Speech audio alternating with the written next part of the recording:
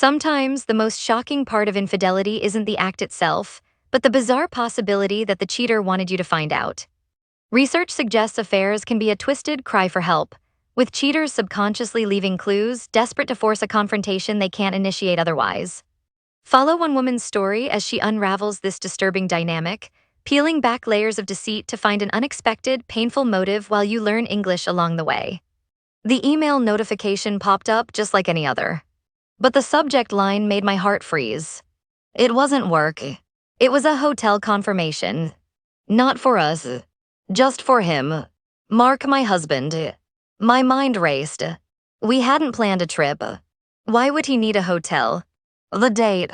It was a day he'd claimed he worked late. The pain started then, a sharp physical ache. This was the beginning of uncovering the secrets, the lies. It felt like he'd left this breadcrumb trail, this evidence, almost deliberately. Was this his strange way, his messed-up cry for help to address the disconnect we both felt but never discussed? Finding more wasn't hard. Messages on a shared tablet he rarely cleared, vague answers about his time.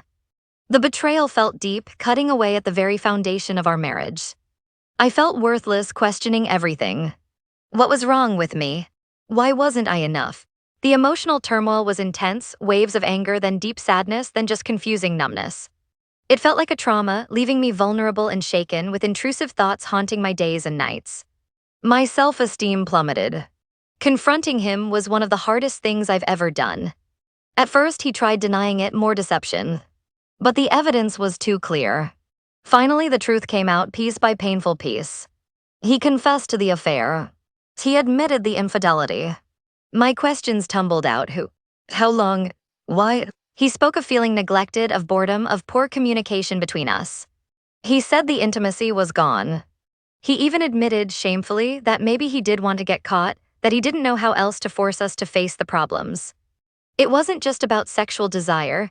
It was tangled with unmet needs and maybe even a strange kind of revenge for arguments we'd had. Hearing his reasons didn't lessen the hurt. It just added layers of complexity. I thought about the consequences listed in stark reality by experts. Our relationship felt damaged, maybe irreparable. The trust was shattered. How could we rebuild? What about our family, our friends? The shame, the guilt he claimed to feel seemed small compared to the wreckage I saw. Would we ever escape this feeling of loneliness, even when together? His actions felt irresponsible, a complete violation of our commitment. He swore it was over. He promised transparency. He said he wanted forgiveness, that he'd do anything to rebuild. But research shows rebuilding isn't simple. It demands something called rigorous honesty. That means no more secrets, no white lies. It means him being an open book, showing me his phone, his calendar, accounting for his time. It sounds exhausting, almost like an inquisition. And it requires patience from me, patience I wasn't sure I had.